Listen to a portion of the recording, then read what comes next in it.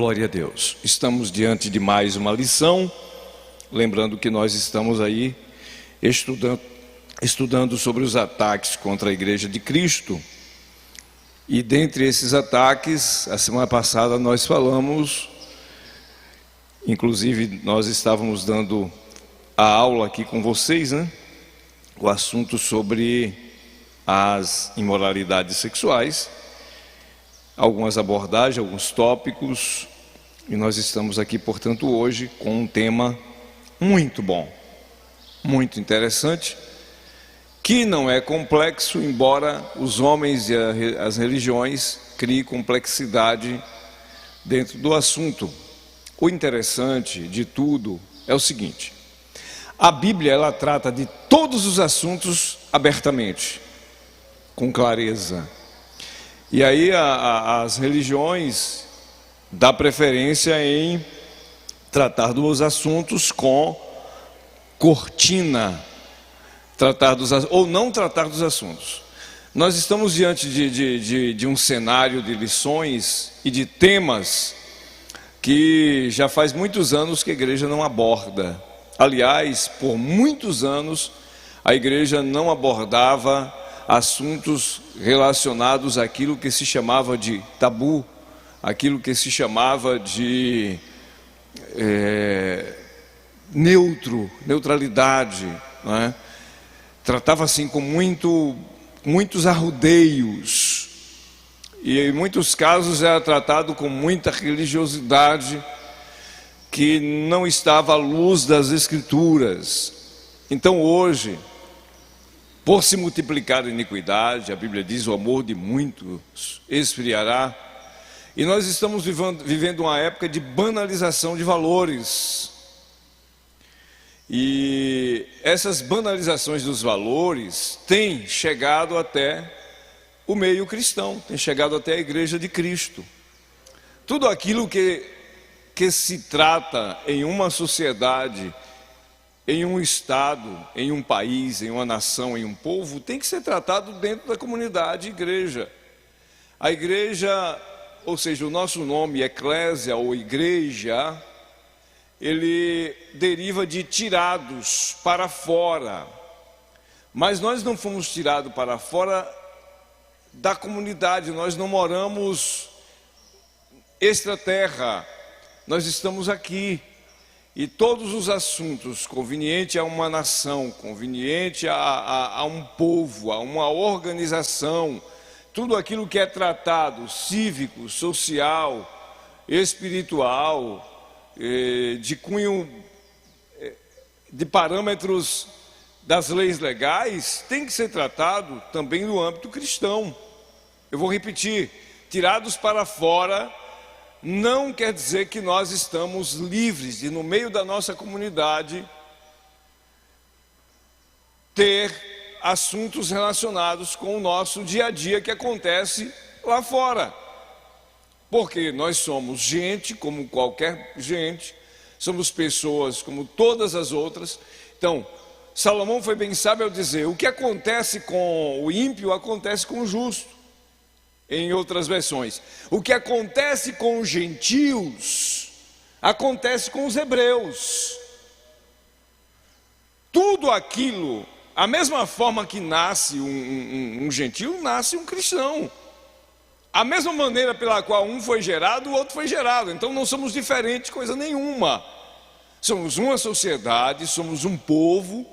Esse povo tem tratado, tá? Tem seus parâmetros, seus limites. E vou repetir, a forma pela qual as abordagens são feitas parece que nos trata como de outros planetas, de outras espécies até, e parece que nunca vamos enfrentar os mesmos problemas que toda ou qualquer sociedade enfrenta. Nós vamos enfrentar as mesmas coisas no âmbito espiritual, social, cívico, tudo, tá? Direitos, mas também os deveres. Tudo passa pela nossa vida. Não há vamos dizer assim, não somos os bonitinhos da terra pelos quais não somos atingidos pelos fatos que acontecem com qualquer pessoa no mundo inteiro. E isso precisa ser trabalhado. Aí quando o assunto, eu me lembro que a minha decisão foi em 1979, então nos anos 80, quando qualquer um líder tratava de assunto relacionado a esse que nós estamos tratando aqui, ele era rechaçado. Está trazendo coisas do mundo para dentro da igreja. Está criando inovações. E rechaçava o coitado do pastor, do ministro, do líder, que tratava de assuntos relacionados com a tua caminhada. Tá? Então, era muito assim, fechado. Eu conheci líderes que foram punidos e penalizados por levar para dentro da igreja palestrantes como médicos, psicólogos, advogados, ou seja, não, trazer para dentro da igreja um médico para falar dessas coisas, para falar de saúde da mulher, para falar de saúde do homem, para tratar desses assuntos, trazer um cardiologista, trazer um ginecologista, oncologistas. Não, a igreja não pode tratar desses assuntos, era tabu. E eu vi alguns líderes, alguns pastores, que eram punidos quando ele tinha essa aptidão, esse desejo de trabalhar assuntos relacionados com o nosso dia a dia. Tá? Aqui tem pessoas que tiveram a sua decisão também por volta dessa época e lembra muito bem, tá? Lembra muito bem. Eu vi algumas reuniões, eu convivi com isso, e em algumas reuniões, algumas pessoas levantavam, iam embora para casa, e onde passava, esculhambava com a igreja, esculhambava com o seu pastor. Eu vou embora, eu não vou mais congregar lá. O pastor trouxe um médico e está falando pornografia dentro da igreja. Gente, por amor de Deus, nós não somos anjos, não, nós somos humanos, e todos esses assuntos teria que ter uma aceitação boa para ser tratado, sobre saúde, sobre sexualidade, sobre família, sobre casamento, sobre divórcio, sobre repúdio, sobre batismo, sobre renovação, sobre inovação, sei lá, sobre todos os temas, abordagem, pregações, seminários, tudo isso. Então hoje, por conta do avanço do conhecimento, hoje por conta do avanço da leitura, e nós estamos numa geração que o povo lê mais, parece-me que lê muito mais do que uma geração que eu convivi, onde a geração que eu convivi, nos meus primeiros tempos de fé, tinha aquela ideia, não lê muito não, que endoida, fica maluco, se você lê demais você vai ficar maluco, então não lê não, tinha aquela noção, não podia. Sabe de uma coisa, queridos, havia algumas religiões que diziam o seguinte, não vou citar nome, eu não gosto disso, por amor de Deus. Algumas religiões pregaram e diziam o seguinte: se ler a Bíblia, morre. Só pode ler a Bíblia os sacerdotes, os que estão acima do povo. Se qualquer pessoa folhear a Bíblia e ler, morre. E conta a história que algumas religiões passavam veneno na página da Bíblia que ficava na igreja em algum lugar. E aí a pessoa ia ler e tinha contato com as páginas e contato com a saliva e morria. Olha que ponto chegou a religião. Tá? Aí a gente reclama desses tipos de religiões, mas também chegou uma época, talvez você não alcançou essa época na igreja, em que nós não poderíamos ler ou ter acesso ao bom conhecimento. Pastor, está fugindo do assunto? Não, gente, vamos chegar ao assunto, calma. Estou falando que essas lições deveriam ter chegado há muito tempo, que essas lições deveriam ter sido discutidas há muito tempo. Isso evitaria muito mais problemas do que nos dias de hoje. Porém, já que chegou hoje, vamos trabalhar essa problemática do ponto de vista como Jesus trabalhou, tá? Vamos entender à luz da Bíblia aquilo que está nas Escrituras, aquilo que está escrito, para compreendermos qual é a boa, perfeita e agradável vontade de Deus. A lição de hoje, ela tem 3 tópicos. Já foi feita a leitura, vamos ver aqui os tópicos da nossa lição e os subtópicos. Depois a gente vai comentar aquilo que está escrito do ponto de vista da antiga aliança, do ponto de vista do Novo Testamento, a nova aliança. E vamos então andando dentro desse conceito das Escrituras, ok? Primeiro tópico da lição: o divórcio no contexto bíblico. Primeiro subtópico: o divórcio no contexto do Antigo Testamento. Segundo subtópico: o divórcio no contexto do Novo Testamento. Quando vamos para o segundo tópico da lição, tá: a sutileza da normalização do divórcio. Primeiro subtópico: o divórcio no seu aspecto legal. Segundo, o divórcio no seu aspecto moral.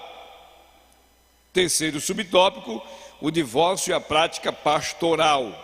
Primeiro subtópico: a pessoa do divorciado. Segundo, o divorciado como cristão. E aí vem a conclusão da nossa lição de hoje. Nós estudamos no trimestre passado uma lição chamada Os Valores do Reino de Deus. Quem se lembra dessa lição? Os Valores do Reino de Deus. Na lição 5, foi estudada sobre o casamento é para sempre, tá? Teve essa lição aqui, uma lição muito interessante, muito boa. Inclusive o textuário era o mesmo. O textuário da lição 5 do trimestre sobre os valores do reino de Deus era o mesmo de Mateus 19,6. Assim não são mais dois, mas uma só carne. Portanto, o que Deus ajuntou, não separe o homem. Ok, esse foi o texto bíblico, o textuário para aquela lição. E hoje nós estamos na lição 4, quase que era a mesma, 5 também, com o assunto da normalização. O que é normalização? Lembrando que normalização não é a instituição. Eu lembro que nos anos 70, a igreja, ela pediu oração e pediu muito clamor, e porque no Congresso Nacional estava sendo votado os parâmetros para o divórcio, tá? Nos anos 70, não lembro se foi 78 por aí, e foi um clamor, foi aquele pânico dentro da igreja. E agora? O diabo está entrando no Brasil através do divórcio, o Congresso vai votar, e o povo, era aquele clamor terrível, aquele medo. Alguém que tem a mesma idade que a minha aqui talvez lembre desse período, né, que quando foi institucional, o Congresso Nacional votou as normas, como faria, tal, as leis, ok? Isso foi assim um bum, foi um susto, foi um pavor, foi um pânico. Chegaram a dizer que a lei era para que não existisse mais o casamento, era para desfazer. Começaram a criar em volta de tudo isso. Tá, isso foi nos anos 70, mas hoje se tornou tão natural que virou uma banalização. É mais ou menos assim: o casal de noivo está com um casamento marcado, e na cabeça de ambos, talvez um não disse para o outro ainda, mas na cabeça de ambos já está assim: na primeira briga, eu peço o divórcio. Então isso chama banalização, tá? Banalização. O povo brinca, o pessoal brinca por aí, que até na celebração, nem os juízes e nem os sacerdotes dizem mais a frase, até que a morte os separe. Ou seja, banalizou tudo, bagunçou a coisa. Tá? Bagunçou tudo, ficou assim, algo chulo, entendeu? Aquilo que era assustador, hoje no meio cristão é uma naturalidade tão terrível que chega a ser assustador, tá? Por outro lado, algumas religiões crêem no casamento como sacramento. Sacramento. Fazem parte dos pilares da graça para a salvação, né? Quem conhece os sacramentos de algumas religiões vai entender o que eu estou falando. Sacramento é aquilo que sacramenta, é aquilo que está dentro do plano da graça para a salvação. E ele não é sacramento, é uma ordenança. Aliás, não é uma ordenança, me perdoe, é uma instituição. Por que não é ordenança? Porque é facultativo. O jovem cresce e decide se ele quer ou não. Então ele é facultativo, não é ordenança. Quando a Bíblia diz lá assim, por isso deixará o homem o seu pai, a sua mãe, unir-se-á a sua mulher, ali não é uma ordem, ei rapaz, faça isso, faça assim.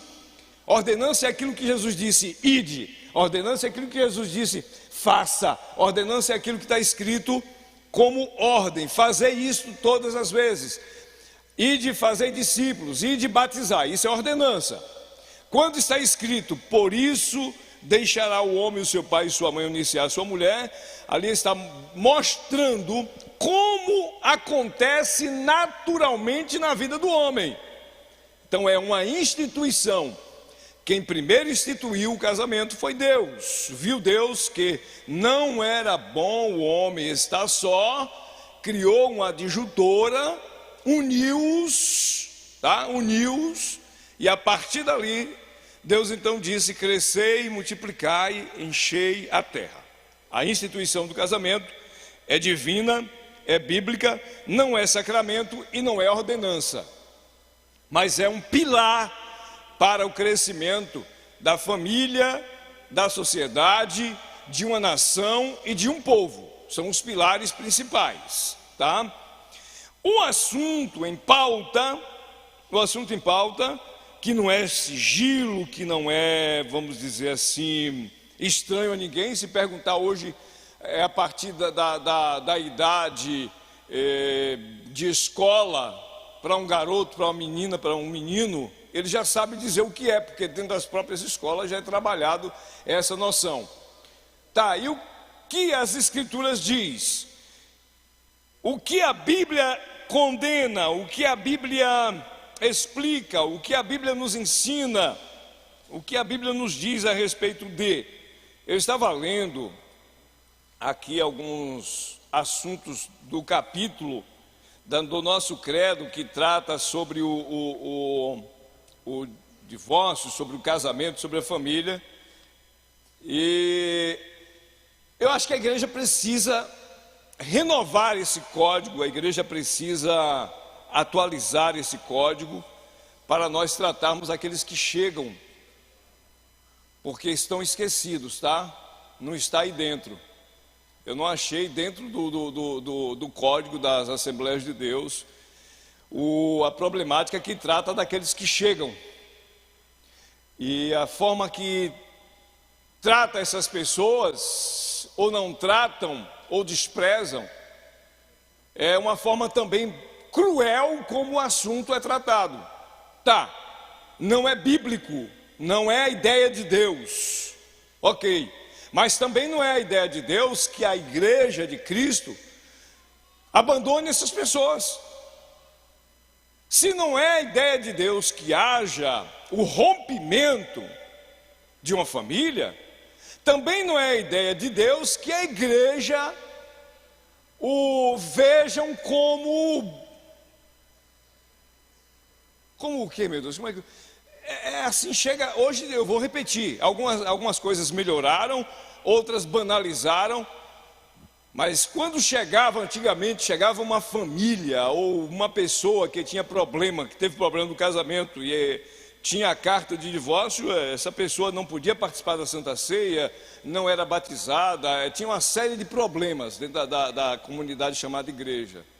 É por isso que eu repito, são assuntos que durante anos foram acortinados, deixa para lá, não vamos falar do assunto, não vamos tratar do assunto, e agora como se fosse uma emergência para socorrer essas pessoas.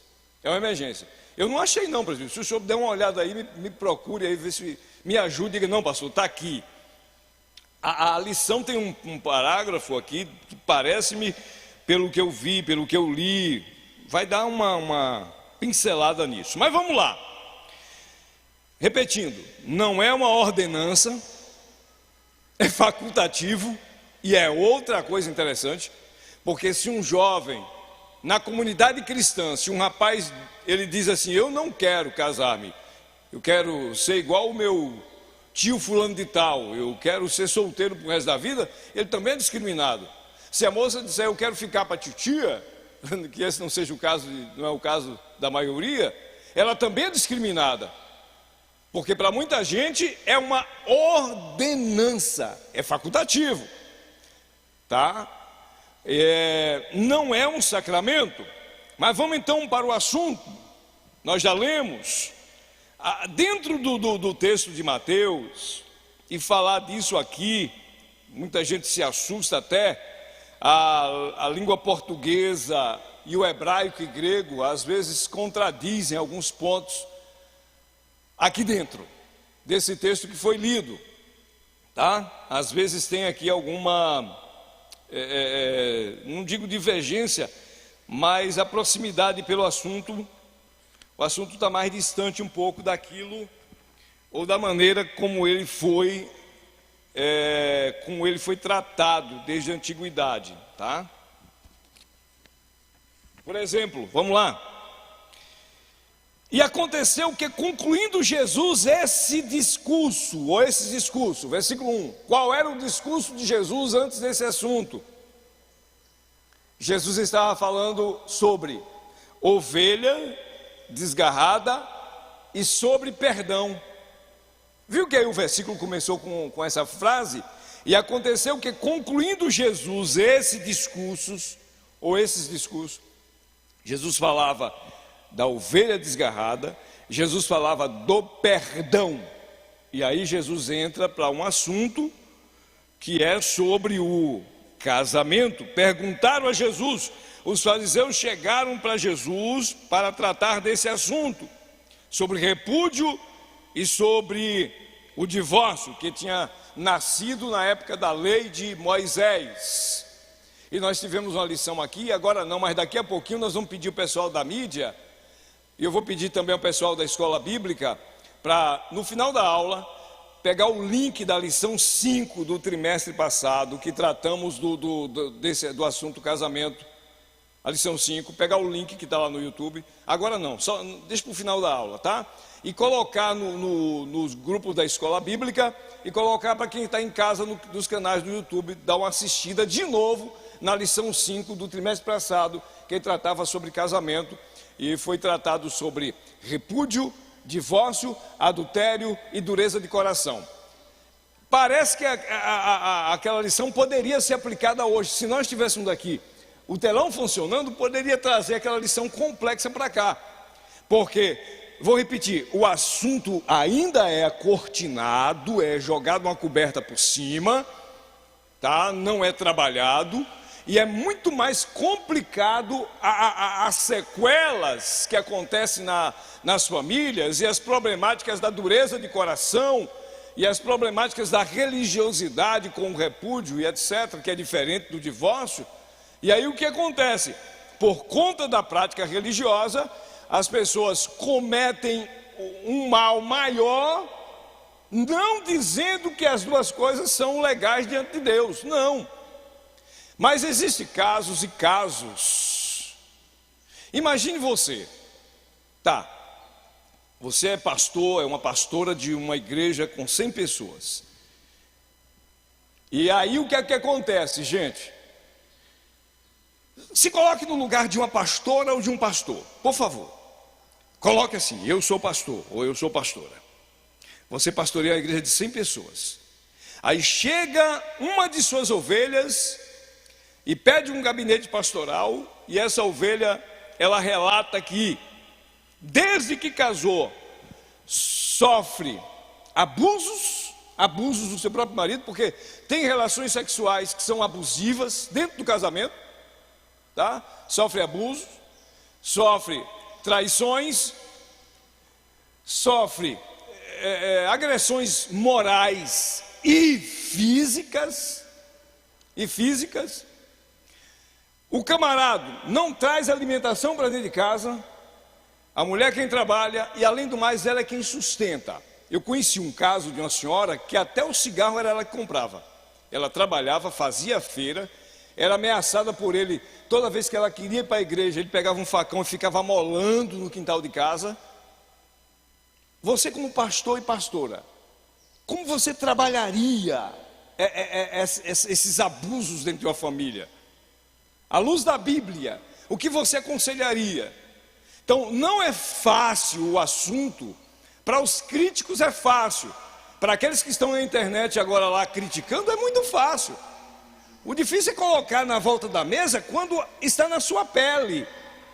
Quando você é pai, tá?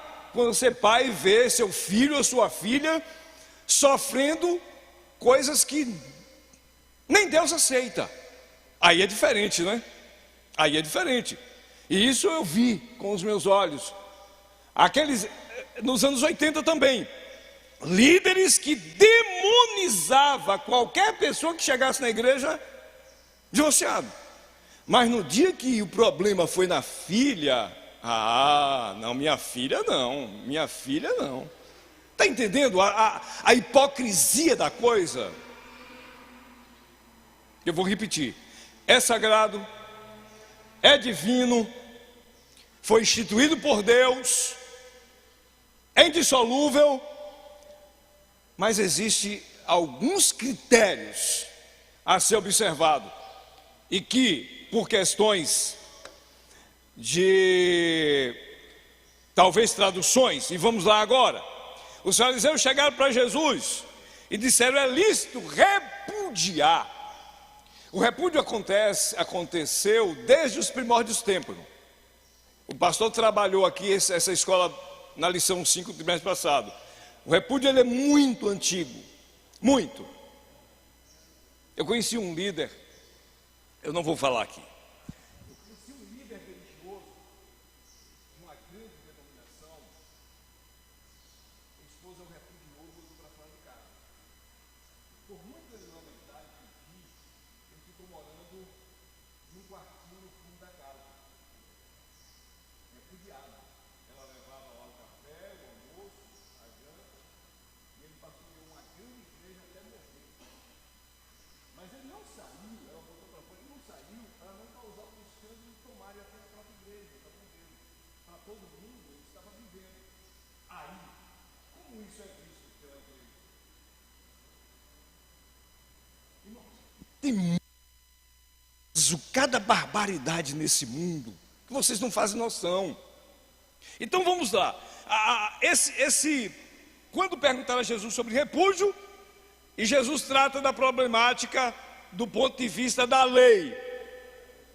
Lembrando que repúdio é diferente de divórcio. Não tem nada a ver um com o outro, tá? Não tem nada a ver. Eu sei que vão encher de coisa aí a escola hoje. Os meninos lá da transmissão vão se ver doidos, mas vamos lá, tá? Vamos lá. A palavra hebraica no Antigo Testamento para repúdio era shalak. No grego, apoluo. Essas são as palavras escritas para repúdio. Quando o assunto era divórcio, no hebraico era keritchut. Quando o assunto era no grego, apostasiam. Duas palavras diferentes para assuntos diferentes. A tradução colocou as duas palavras com o mesmo significado. Aí que gera problemática diante da igreja. Mas Jesus tratou dos dois assuntos diferentes. E aí Jesus explica que, lembra da demonstração que o pastor fez aqui na lição 5? Adultério, que é pecado. Coração duro, que é pecado. Repúdio, que não é aceito por Deus. E o divórcio, que também não é aceito por Deus, não era vontade de Deus. Mas aí existe quem instituiu? A lei. Para que a lei instituiu? Para proteger a parte mais frágil. Vocês estão me entendendo? Não sei como é que vai sair a cabeça de vocês aqui, tá? Hoje. Me ajuda aí, pastor. Me ajuda aí. Está dando para entender? A problemática está a partir da mente humana. Aquilo que para muita gente acha que a lei veio fazer você nadar e dançar e te livrar de muita coisa, é o contrário. Porque aquilo que os homens diziam que era pecado era o ato, o adultério. Aí vem Jesus e diz: qualquer um que olhar para a mulher com a intenção no seu coração já cometeu o adultério. A lei não facilitou, não. A lei esclareceu os fatos. E voltando para o Antigo Testamento, a ideia de Moisés foi por conta da dureza do coração. Moisés foi legislador. E os problemas que surgiram de famílias para ele resolver, foi a partir daí que instituiu, portanto, o ponto de vista, porque a mulher era abandonada. Lembra um exemplo? Foi quem? Foi um irmão que o pastor usou como exemplo aqui, irmão Ariomar. O pastor usou como exemplo. O que é que acontecia? O camarada casava, o pai da moça dava o dote, pagava, dava o dote para poder ele casar, pronto. E aí, quando ele se via, deu vontade de trocar. Então ele repudiava, colocava ela de canto, sem direito a nada, e casava-se com outra. Só que ela não podia casar de novo, por conta que era repudiada. Ela tinha uma carta de casamento. A lei veio e diz não. E muitos homens faziam isso já para pirraçá-la, fazer sofrer. Dava apenas o que comer e ficava com o dote que ela trouxe e ficava com a outra. Não estamos tratando aqui do Código de Hammurabi ainda. Isso aqui é um outro assunto. É outros 500, tá? Eles faziam isso por dureza do coração. E aí foi onde veio a instituição. Não, ela vai ter que ser liberada. E ela só era liberada após ele devolver o dote que recebeu no dia do casamento, com correção. E aí após isso ela poderia casar-se de novo. Mas enquanto repudiada, abandonada pelo marido, diante da lei ela não podia. Ela estava repudiada. Diante do próprio código do casamento, ela não podia contrair outro casamento. Então, repúdio é uma coisa, divórcio é outra, tá? Lembrando que o divórcio é entendido como um ato pelo meio do qual o casamento é dissolvido. Esse aqui é um ponto. E como não é como o assunto aqui é um assunto literal do escritor, eu posso concordar ou não. Entendeu? O divórcio é entendido como um ato pelo meio do qual o casamento é dissolvido. Existem casamentos dissolvidos antes do ato, antes do pedido.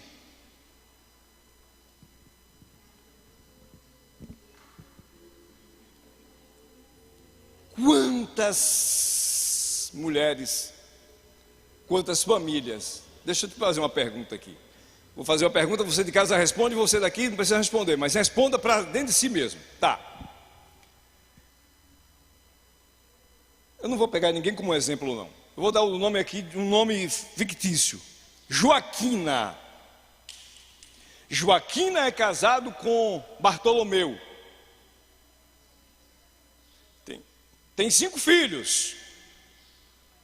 Bartolomeu não dá o sustento dessa família. Bartolomeu trata a família com desdeixo, maltrata todos. Bartolomeu viaja e aí os meninos já têm medo quando ele vai chegar. A esposa, em vez de estar ansiosa pela chegada dele, está já tremendo com medo. E você já ouviu essa frase? Fica quieto que teu pai está chegando.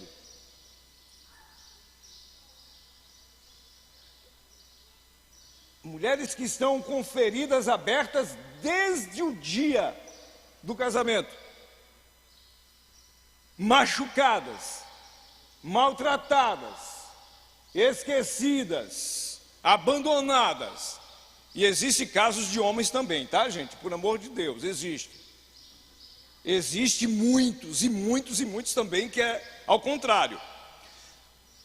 Uma família dessa já está dissolvida ou não está? Que privilégio tem os filhos com um pai desse? Que prazer tem a mulher no casamento com um marido desse?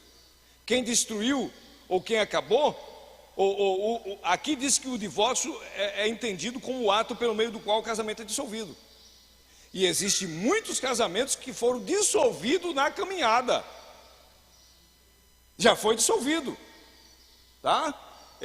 Um ponto, não precisa você concordar ou discordar, fica o seu critério, mas analisa isso. E eu vou repetir. Isso não é tratado no meio cristão. Não é tratado.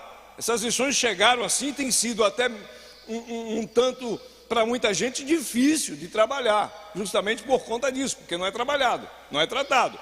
A maioria dos nossos alunos e a maioria dos nossos professores não se prepararam para esse momento em que o mundo está vivendo, tá? Então isso tem sido difícil, e vamos andar porque senão não vai dar tempo.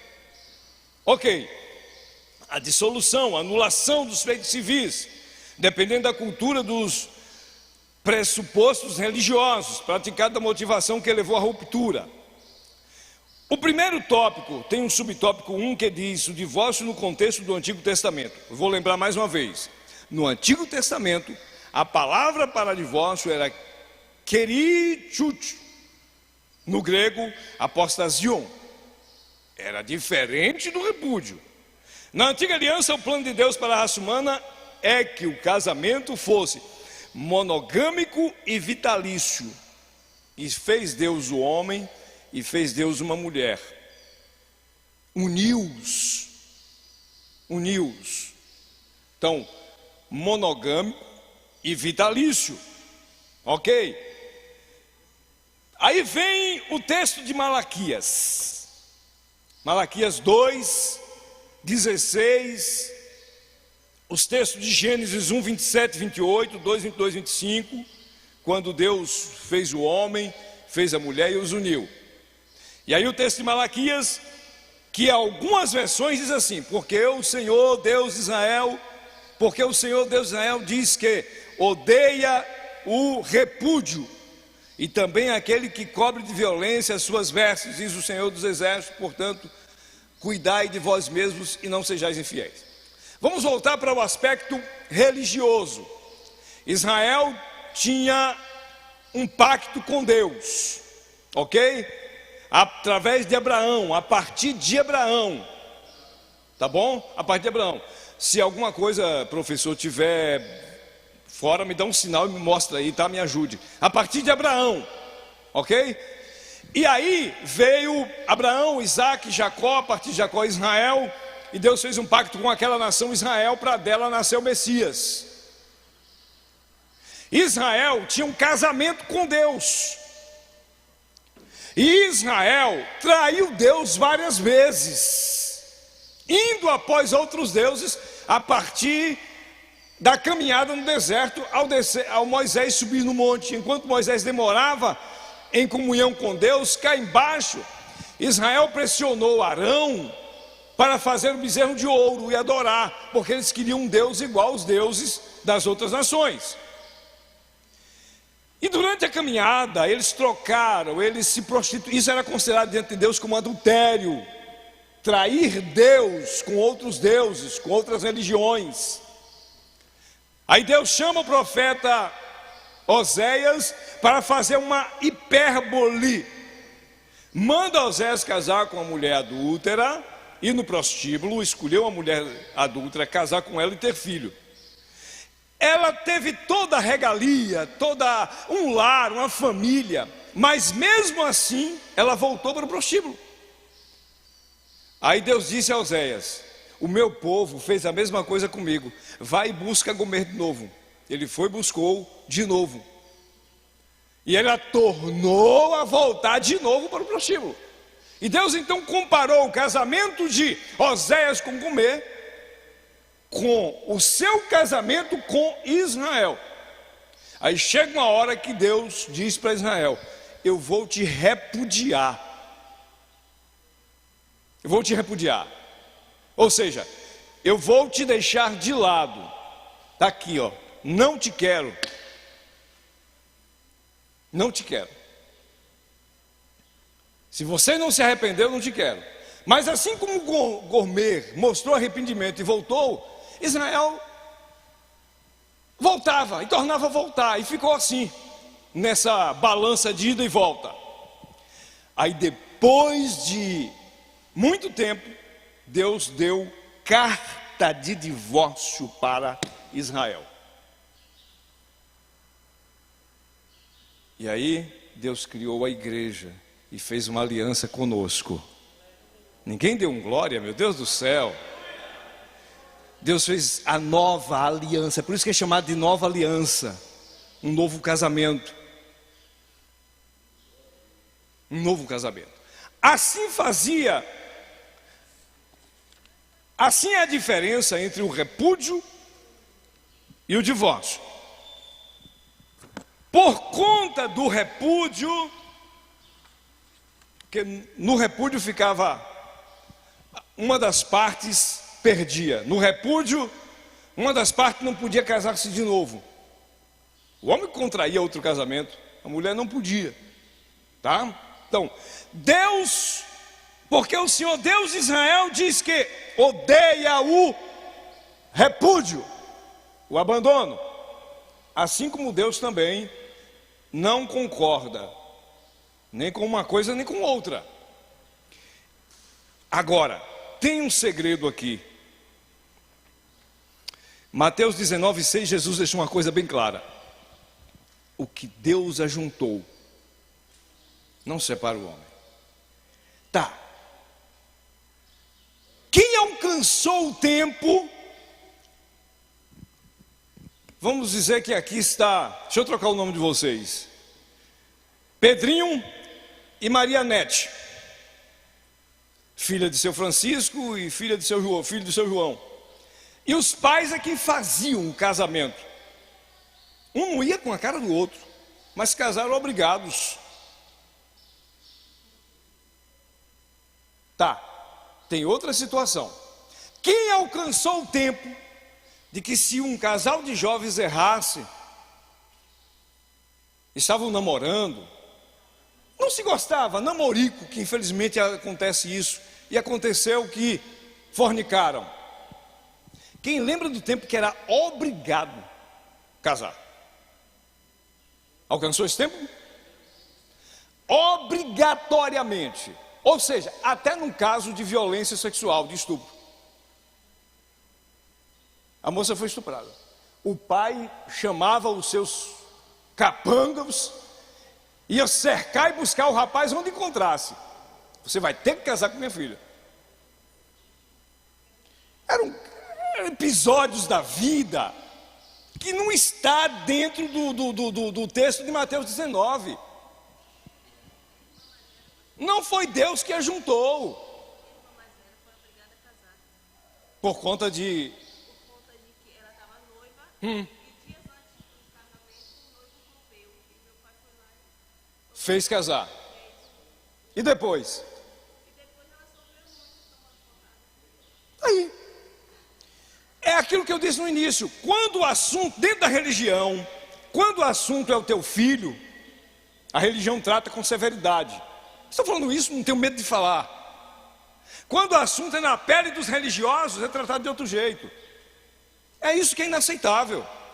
Aí, o camarada acha textos bíblicos para justificar os assuntos dos seus filhos.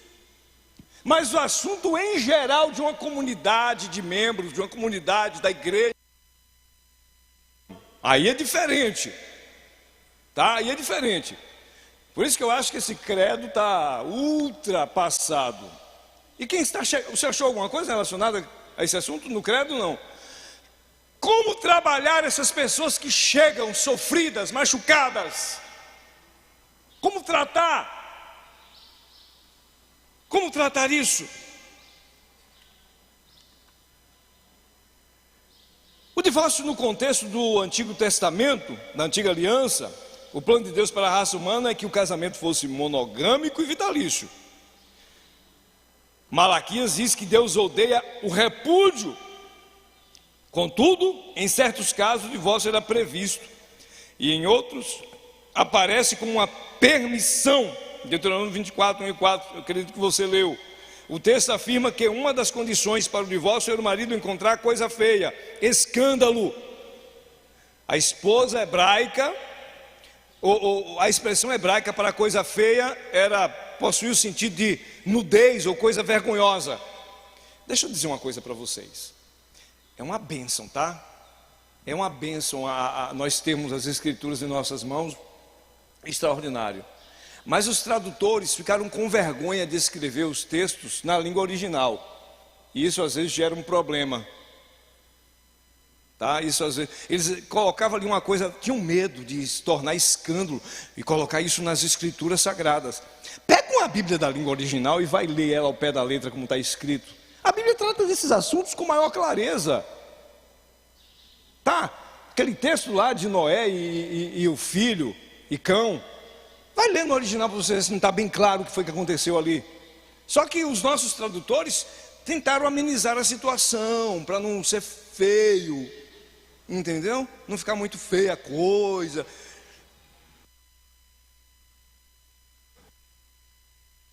Oi? Deu uma sumida no som. Vamos lá. Coisa feia então era o quê? Aí tinha escolas religiosas que diziam que coisa feia era o homem achar a mulher feia depois que casou. Não fui com a cara, envelheceu, tá feia. E aí ele tinha liberdade, tinha uma escola religiosa que dava a ideia que podia, porque achou coisa feia. E no texto original, coisa feia aqui era o adultério. É se ela fosse apanhada no adultério, tivesse provas de adultério. Vamos então, no contexto do Novo Testamento, no texto de Mateus capítulo 19, Jesus mostra que o plano original de Deus é que o casamento dure para a vida toda, ou toda a vida. Ele também rejeita todas as razões ou motivos dados pelos fariseus para justificar o fim do casamento, inclusive a coisa feia citada na lei de Moisés, ou coisa indecente. De acordo com Jesus, o único motivo que justifica a separação se um dos cônjuges praticou as relações sexuais ilícitas. A expressão relações sexuais ilícitas traduz o termo grego moikamai, que significa adulterar, que não justifica também. O escritor colocou algo aqui que eu não concordo. O que Jesus disse foi o seguinte: Jesus disse que não foi criado, nem o adultério justifica o divórcio, e nem conserta também. A palavra-chave é dureza de coração. Tá? A palavra-chave que Jesus disse foi: Moisés fez isso pela dureza do vosso coração. A dureza em quê? A dureza em não saber lidar, em não saber perdoar, em não saber caminhar. E a dureza no sentido de repudiar. Jesus disse, por isso que Moisés permitiu. Como Jesus tratou isso? Jesus viajava certo dia e parou num lugar chamado Poço de Jacó. Jesus olhou para os 12 e disse assim: vão na cidade comprar pão. Eu vou fazer uma pergunta: que caminhão de pão era esse para precisar 12 homens ir buscar? Era a panificadora toda, né? Não, é porque Jesus precisava estar só para tratar de uma problemática. Só isso. Jesus sabia que ia chegar alguém ali, e aqui eu deixo esse texto para nós líderes, pastores, tratar da mesma forma que Jesus tratou.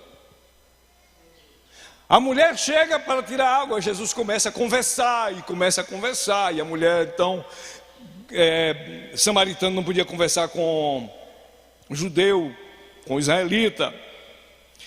E aí Jesus começa a conversar, e a mulher então percebe que Jesus era um mestre, era o Messias.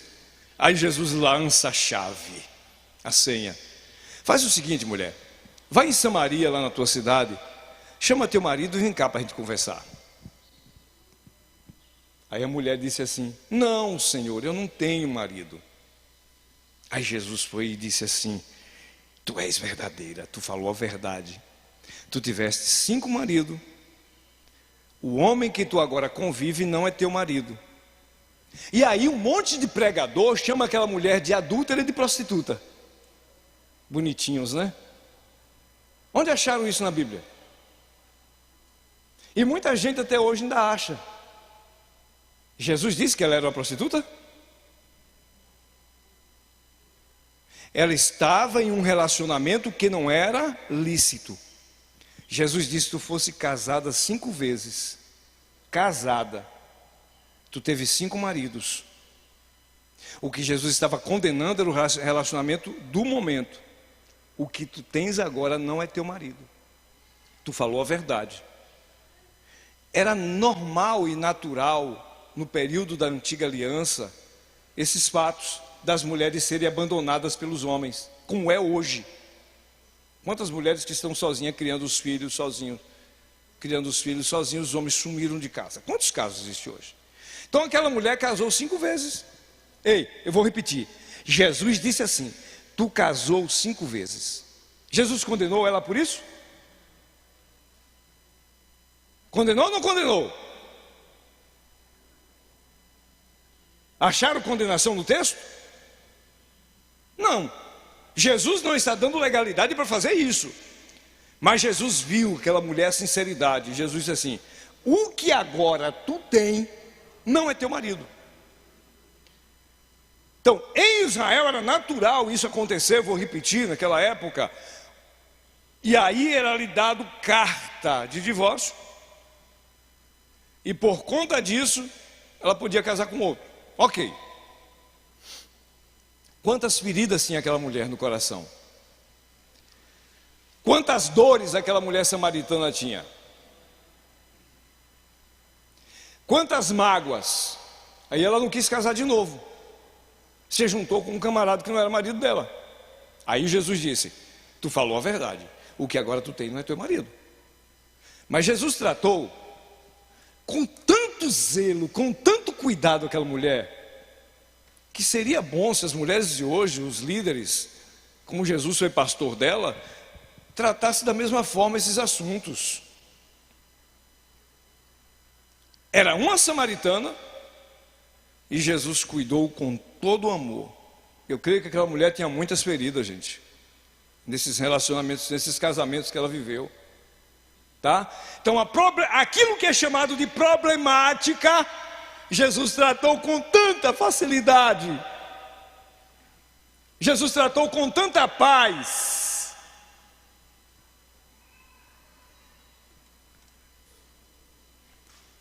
Jesus tratou com tanto cuidado.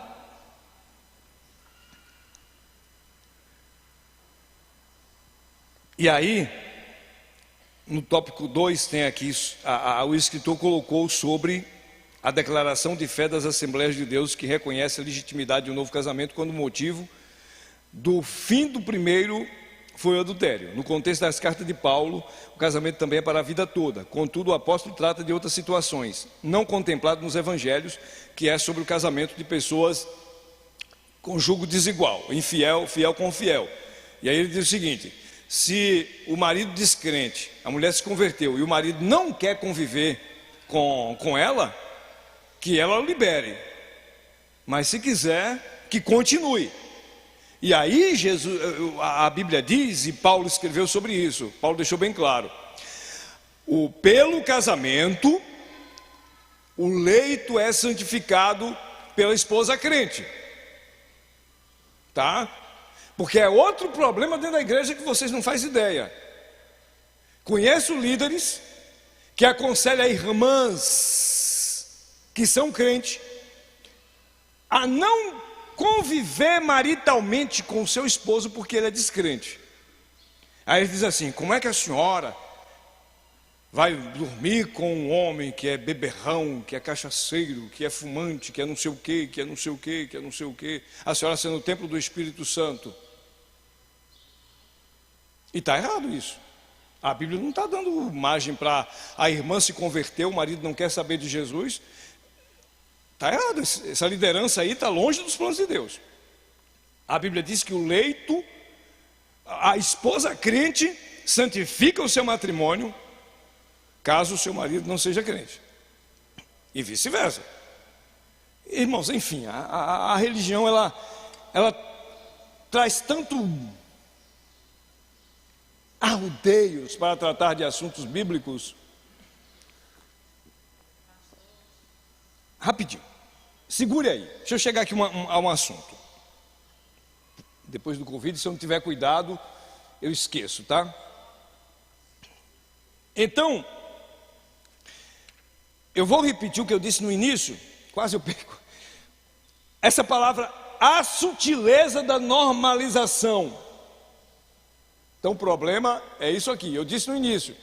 Muitos jovens dão entrada no casamento já com o plano na cabeça. Se ele pisar em meu pé, ou seja, não há mais luta, batalha e habilidade para conservar, para continuar a caminhada. Isso chama banalização. Banalização. Tá? Banalização. O perigo, isso se tornou tão clássico que a família acha isso tão natural.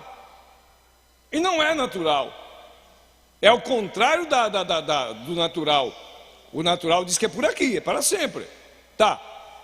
Em alguns casos, e eu disse aqui no início, que deve ser pensado. Eu conheci um pastor que um dia ele estava em um culto, depois de um culto, e tinha uma família nessa igreja que a irmã sofria muito, principalmente quando o marido bebia. E aí, quando terminou o culto, esse camarada chegou de lá para cá e os meninos tudo gritando, chorando: vai ver meu pai, vai ver meu pai. Aí ele: não, pastor, fique tranquilo, eu estou bem, pastor, eu estou bem. O pai o sogro do camarada estava ali perto também. E aí o pastor, ali conversando, a filha do pastor, que estava do outro lado, viu a hora que o camarada abraçou a esposa e lascou-lhe uma mordida na testa, grudou na testa com os dentes. E ela ali calada, sem dizer nada. A filha gritou: paiinho! Quando o pastor olhou, o camarada estava grudado. Ele não contou outra. Arregaçou a manga do paletó e deu-lhe no cara, que o sangue desceu na hora. Ele conta que depois ele perguntou assim: que reação foi essa que eu tive? E aí, quando foi uma semana depois, ele estava fazendo feira na cidade que ele morava e bateram no ombro dele. Quando ele olha, o cara falou: pronto, veio descontar. Aí ele disse que olhou para o camarada assim, o camarada começou a chorar. Pastor, o senhor não sabe como o senhor me ajudou. Naquele dia eu ia matar minha esposa e meus filhos. A faca estava comigo ali. E o senhor me livrou. E abraçou o pastor e disse: eu fiz a minha decisão essa semana na igreja. Glória a Deus, né? A reação do pastor foi a reação de um pai. Foi a reação de um pai. Então vamos aqui, tratando desse assunto. A sutileza da normalização. Eu deixei aqui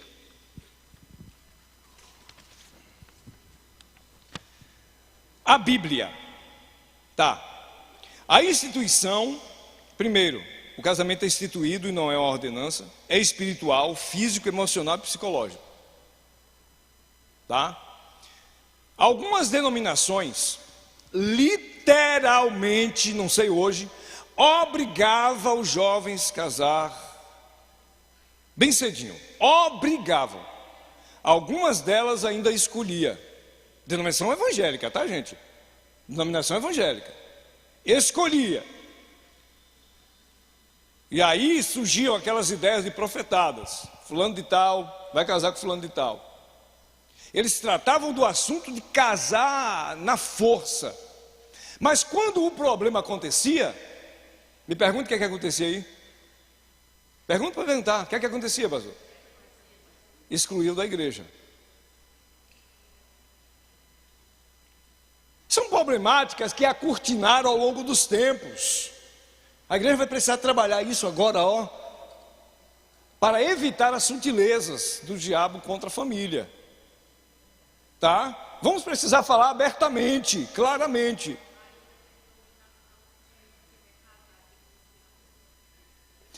Era isso, mas eu estou dizendo, por exemplo, casava-se um menino com uma menina, novinhos ainda, 16 anos, 14, 15 anos, ainda existem denominações que fazem isso, né?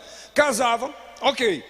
Gente, que preparo psicológico os jovens dessa idade têm para casamento? Nenhum. Que preparo emocional tem? Nenhum. Que preparo financeiro tem? Nenhum. O que é que vai acontecer na caminhada? Tropeço. Aí a igreja pegava e dizia, não, agora vocês não podem ser mais crente.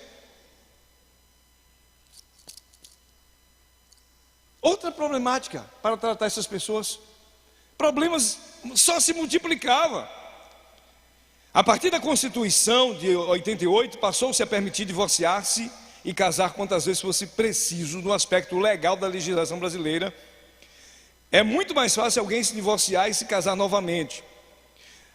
Além do aspecto legal do divórcio, como cristãos, necessitamos saber do seu aspecto moral. Para um descrente, qualquer razão ou motivo justifica a prática do divórcio e um novo casamento. Mas o cristão deve perguntar-se, e isso é moral. O Estado garante o seu aspecto legal. Contudo, a Escritura define seu aspecto moral.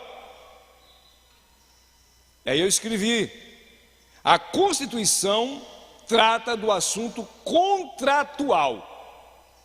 Para quem não sabe, mas a palavra certa para casamento é contrato entre ambas as partes. Aceita? Aceito. Aceita? Aceito. Pronto. Contratual. O que foi que a legislação fez? A diferença entre o divórcio do Antigo Testamento e o de hoje é basicamente quase nada. Aqui o escritor colocou que a legislação permitia. Mas a lei de Moisés também fazia isso. Tanto é que aquela mulher de Samaria, a lei regional ali abrangia todas as comarcas, casou diversas vezes. Tá?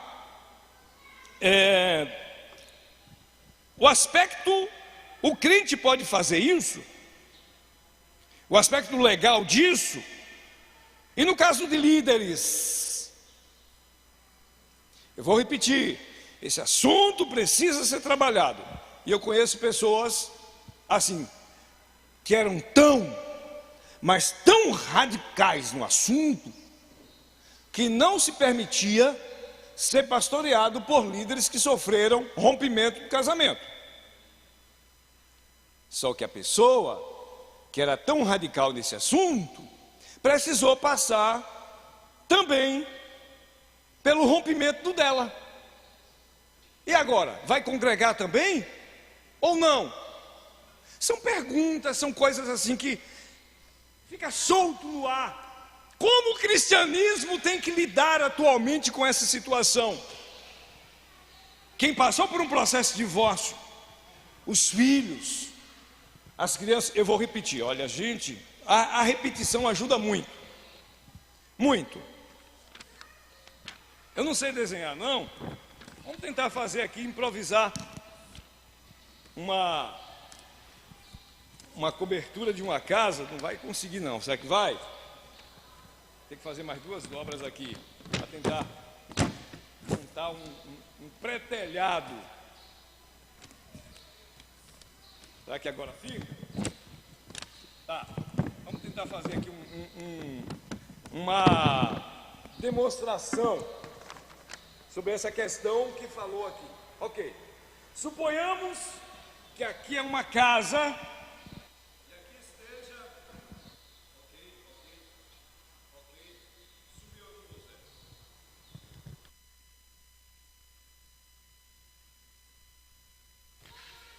Tem outro aqui. Oi, agora voltou. Amém. Suponhamos que aqui seja um lar, uma família. Tá? Aí o que acontece? Aquilo que eu falei no início. O escritor disse que o divórcio é o rompimento, é o desmoronamento daqui. Mas existem tantos lares que já desmoronaram antes do divórcio. Caiu, desabou o telhado, machucou todo mundo. Está todo mundo debaixo do mesmo telhado machucado. E com um aspecto, religião nenhuma foi socorrer. Entre machucados e feridos, ninguém escapou. Porque em vez de ser trabalhado, em vez de oferecer o auxílio religioso, o auxílio da oração, o auxílio psicológico, para trabalhar o emocional, trabalhar toda essa noção, aí vai para a norma religiosa de excluí-los. Não pode mais fazer parte da igreja, porque aconteceu tal coisa. Sinceramente, falta muita coisa para ser trabalhada e aprendido dentro desse aspecto, tá? Então, quantos filhos que sumiram de casa, e vocês já viram isso, reportagem, matérias, eles não querem nem saber do seu pai, porque maltratava tanto a sua mãe. Ou seja, filhos tomaram traumas do pai ou da mãe e sumiram no mundo, desapareceram antes que o ato jurídico acontecesse. Quantas mulheres morreram e morrem até hoje por tentar manter aquilo que se chama de um casamento? Então, claro que existem aspectos religiosos, jurídicos, sociais, emocionais, mas deve ser trabalhado o assunto, cada caso é um caso. Jesus disse: não é por causa de coisa feia, não é por causa disso. Ei, a palavra que Jesus disse foi essa: essas coisas só acontecem por causa da dureza do coração. Coração endurecido provoca rompimento nas relações, principalmente na relação institucional do casamento. Irmãos, pessoal da escola, coloca o link da lição 5 do trimestre passado, por favor. Já foi? Pessoal da mídia, por favor, pode colocar. Você que está acompanhando essa escola hoje, assiste aí essa aula e entenda o que é casamento no conceito bíblico, jurídico, o que é divórcio no conceito jurídico, no conceito bíblico do Antigo Testamento, Novo Testamento e atual, e o que é repúdio no Antigo e no Novo Testamento. Estudem, assistam essa aula, vocês vão entender bem mais. E vamos compreender mais essa questão, como tratar aqueles que chegaram feridos, ou aqueles que se ferem no meio de nós e ninguém está vendo. Deus nos abençoe, Deus nos guarde, Deus nos proteja, em Cristo Jesus. O irmão trouxe um assunto ali, sobre o casamento misto, que é uma das coisas que no Antigo Testamento Deus, através de Esdras e Neemias, mandou os judeus se separarem, porque os judeus tinham casado com as mulheres das nações vizinhas que não conheciam Deus, e por conta disso trouxeram um culto estranho para dentro de Israel, tá? E aí Deus disse a Esdras e Neemias: pode mandar eles se separarem. Eles vão se separarem. É outro aspecto que está dentro do contexto do que o irmão disse. Lembra dessa passagem bíblica, né, irmão? O que é que acontece hoje?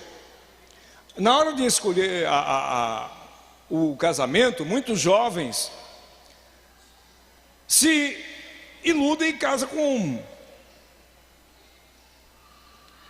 pessoas de religiões diferentes, não dizendo que o ser humano não presta, não é isso não. Existem pessoas boas em todas as religiões, e existem canalhas em todas as religiões, desculpa o palavrão, tá? Uma vez eu participei de um debate em uma escola, me chamaram para representar os pastores da cidade, e chamaram um médico que era político para falar sobre política na cidade. E aí a professora disse: alguma restrição à pergunta? Eu disse: não, pode perguntarem.